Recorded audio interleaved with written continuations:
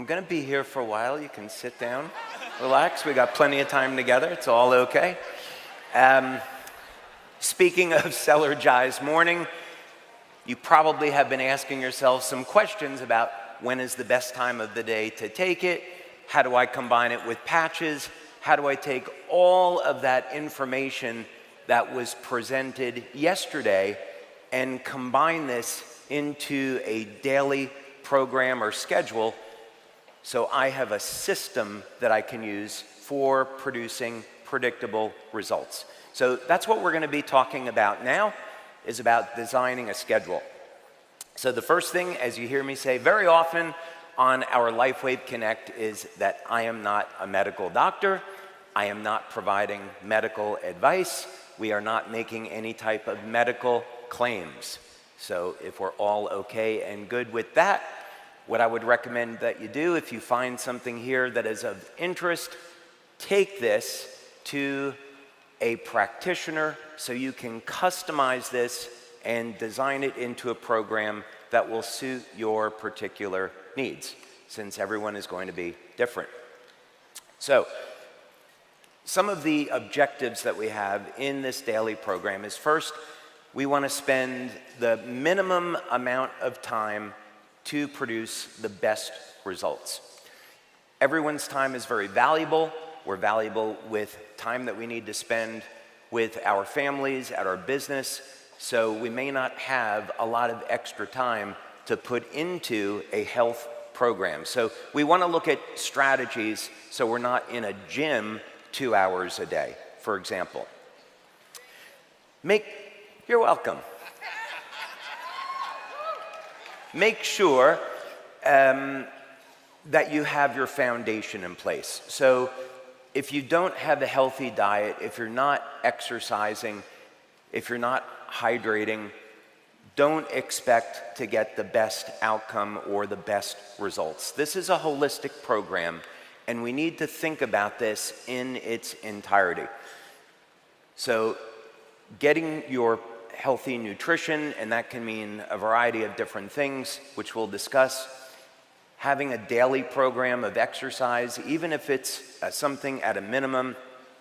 Making sure you're managing stress, getting proper sleep, drinking enough water during the day, not using stimulants to the point where it's degrading your body, supplementing to fill in the gaps, and of course using technology like the patches to take things to another level. Now, the program that we're going to look at is a sample only. So for example, if one of your outcomes that you desire is to be a professional or Olympic athlete or be a bodybuilder, this is not going to be the program for you. This is a program that is designed for health and longevity. So keep that in mind. Also, if you have a specific medical condition, this might not be the program for you. So there are countless ways of changing this sample. This is just to give you an idea of a direction that you can go in, but there's many different variations. So you may come across a technology like an infrared sauna, and you say, well, I want to use infrared sauna once or twice a week for detoxification. You can obviously build that in to an overall program.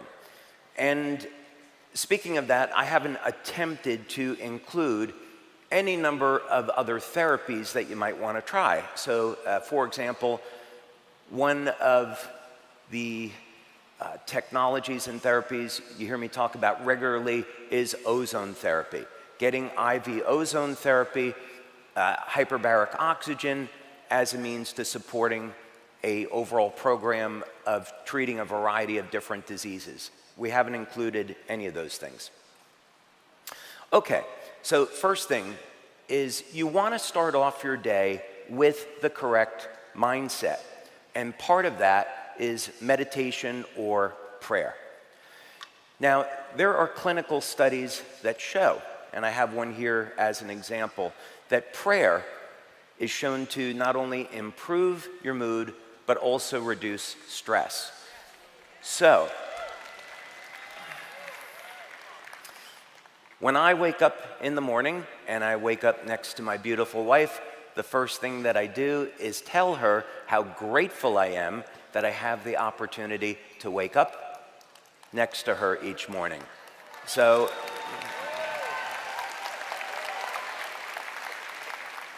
what I have found as a husband, if you start off the day by thanking your wife and being grateful for her, the rest of the day tends to go pretty well.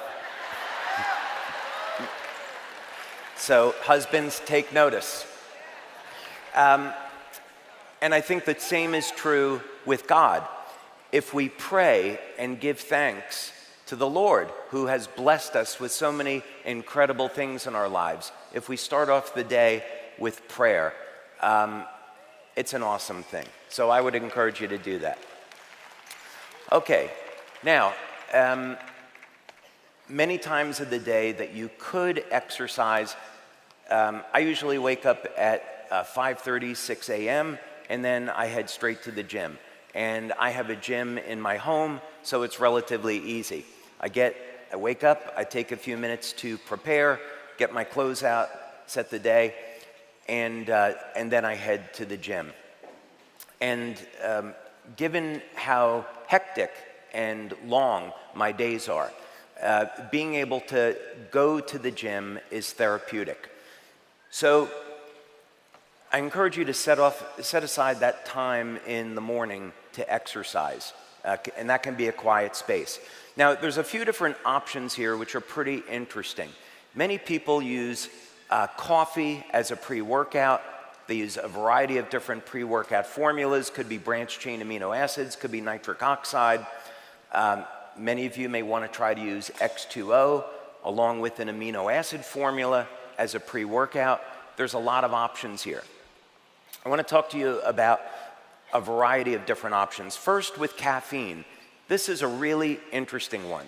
First of all, there is no question that caffeine will improve exercise performance.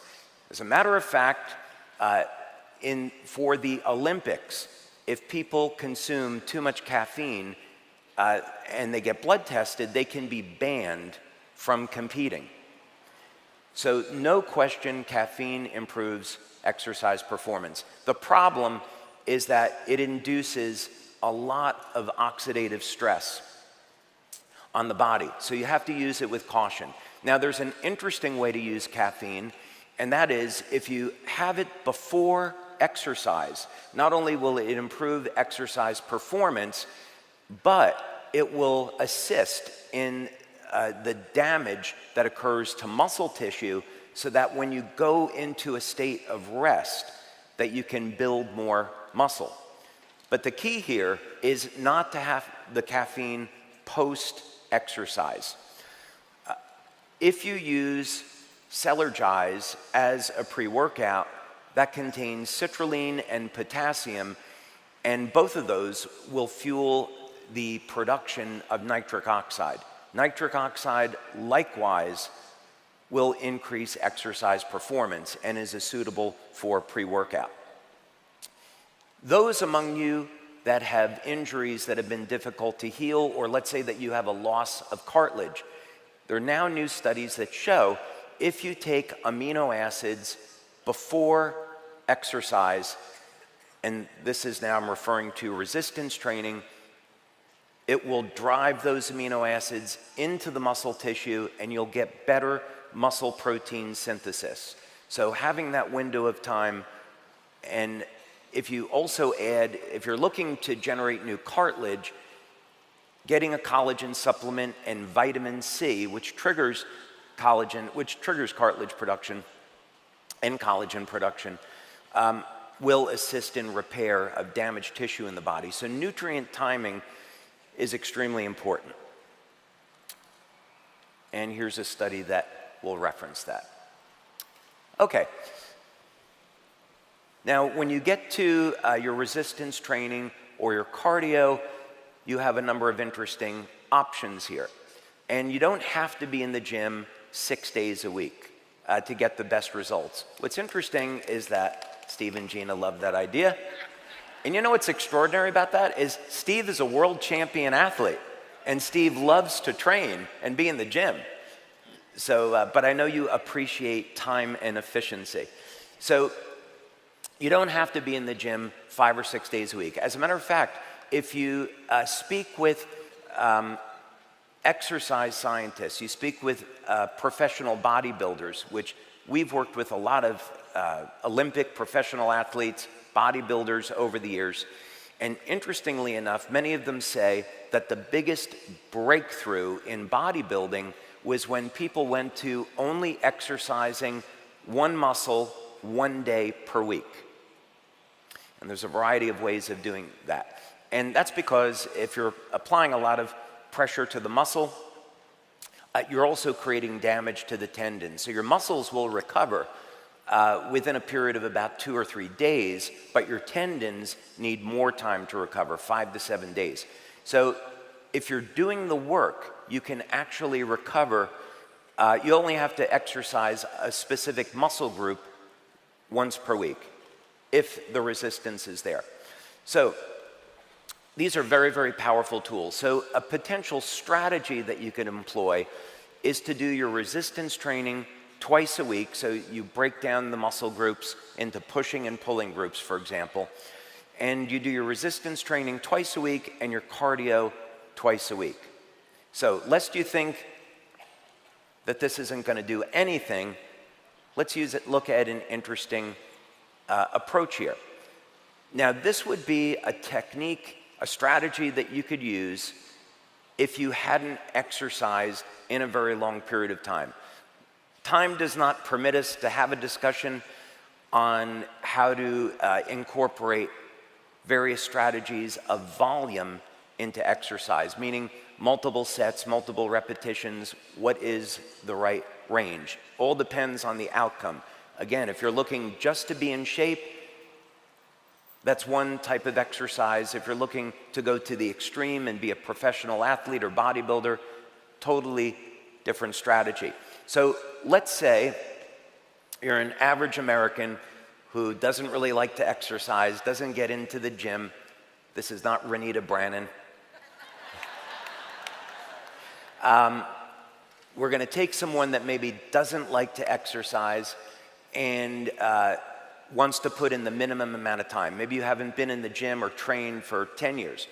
There's a technique called static contraction training, and it allows you to exercise 1 day a week for about 5 minutes, 10 if you consider a warm-up, and get fantastic results starting off.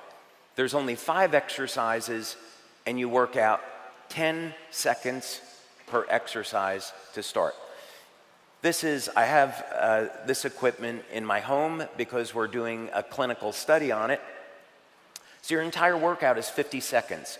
You sit on the equipment, you do something like a bench press, apply 10 seconds of maximum pressure in your strongest range. Then you get off, you reset the machine, and you go to the next exercise. 50 seconds total, once per week. And these are the type of results that people get. We're doing a study on this with X39 to see how far we can really push this. I'll give you an example for myself, and again, keep in mind, I'm 62. Just this past month, on this machine at maximum contraction, I bench pressed 331 pounds, and about 3 weeks ago, I had a maximum belted squat of 480 pounds. So when you can put this amount of pressure on your muscle, very short period of time can induce a stimulus. Now, I'm also doing other exercise. As I did this for a few months, got incredible results, and then started to add additional exercise and volume to take it up even more. Now, we are also working with a scientist at a university that discovered this revolutionary method of performing cardiovascular exercise, cardio, where you have a 3-minute warm-up, you sprint as fast as you can for 20 seconds, then you go through another period of rest, and then you sprint again for 20 seconds. 40 seconds of exercise twice per week. Now, this piece of equipment is called a Carroll bike. This is called a rehit method. And you can do this on a treadmill. So if you do this on a treadmill, what you do is you walk very slowly for a period of 3 minutes. Then you set the treadmill at the steepest incline possible. You set it at the fastest setting that you can run. And again, if you're just starting off, I recommend that you go slowly, work with your doctor so you don't get injured, but you sprint as fast as you can on that incline for 20 seconds, rest for 3 minutes, and then repeat. You can also obviously do this on an exercise bike. The advantage of this specific bike is that everything is automated and it keeps track of your result. But incredibly, this method of training, 8 weeks of it, shows that your cardiovascular health improves, and that 80 seconds of exercise is equivalent to 90 minutes of steady state cardio. So this is an incredibly efficient way of training. I've been doing this now, and the change is absolutely remarkable. I love it. So that's all you do. Okay. Now, an example of how you might structure this is Mondays, you do your resistance training. Tuesdays, you can do your cardio, all 10 minutes of it, or 40 seconds, depending on how you look at it. Take a day off, do your resistance training again, and then another cardio session. That's just an example. Okay. Now you can do your post-workout. So if you're fasting, then you would just have X2O and Celergize as an example, or you could use branched-chain amino acids, but you want to keep the calories to around 30 calories or so if you're going into a fasted state and you're not going to eat until, let's say, 11 a.m. But you should at least hydrate, take your electrolytes after training, and these are some options. Okay, so for patches, we have a number of options about what you might use in the morning. A very good protocol today is X39 on the back of the neck, X49 below the belly button. You can use a third patch if you wished, and then a set of energy and patches if you wish to use that as well. But a basic system of X39, X49 works great. If you're suffering in pain, you would obviously want to use Ice Wave. If you're going for appetite control, SP6, glutathione, carnosine. Glutathione if you're looking for detoxification, carnosine for additional athletic performance. So you tune these and use these all depending on what outcome it is that you're looking for. But again, the basics work very well. Okay, and then you head to work, presumably, let's say at 8 a.m., and you get started. Interestingly, Richard Branson has attributed exercising in the morning as one of his keys to success at working long hours and getting a lot of things done. Now, if you have coffee post-exercise, I'd recommend decaf, and especially if you are in a fasted state, decaf coffee is an excellent tool for blunting hunger. So you can think about it that way, black coffee. But again, I don't recommend using a lot of caffeine. And again, caffeine post-exercise, there's some literature that shows that it may interfere with anabolic metabolism. You could say that the jury is out with this. So I'll let you decide. But in any case, too much caffeine is going to impair your objective of longevity. So let's say that you're going to have your first meal at 11 a.m. You want to start with a good way to structure a meal is to first look at the amount of protein that you need, and we want to have enough protein to support not only muscle protein synthesis, but support of hormones and also tissue repair. So an example is about 1 gram of protein per pound of body weight as a general target. Could be a little bit less or more than that. And then also some healthy fats. Good examples of healthy fat would be extra virgin olive oil, as we discussed yesterday. So how do we calculate all of this? If we were to look at a woman, let's say, that weighed about 120 pounds, that would be 120 grams per day of protein, and depending on whether or not you're a man or a woman would depend upon how many meals per day that you would break that across. Keep in mind, there is a relationship between levels of growth hormone and levels of insulin. So there may be some of you here today that are interested in burning fat, right? Okay, just testing, make sure you guys are awake. I know I'm going very quickly because we have a short period of time. So consider this. When we're eating, we're triggering release of insulin. And the purpose of insulin is to store calories as fat. When we're in a fasted state, when we're not eating, that's when we're going to trigger our body's levels of growth hormone. And what does growth hormone do? It triggers the metabolism of fat for conversion over into energy. So the longer that we're in a fasted state, the longer that we increase our growth hormone and are burning fat for fuel, the more often that we eat, the more often that we're staying in a state where we're triggering insulin and storing calories as fat, and we're not metabolizing fat for energy. So there is some logic here. If you speak with athletes, well, they'll say, well, eating twice per day and getting your daily protein and healthy fats into those 2 meals is better than spreading your meals across 4, 5, 6 times per day because of that very phenomena. So that's something to consider. So we could start out with your body weight. That's going to determine the amount of protein that you get. And then from there, you can calculate as a starting point about 1/3 of your calories from healthy fats. Again, I really stress the importance of having extra virgin olive oil. Now, the balance of this is going to be in carbohydrates, and carbohydrates are completely unnecessary.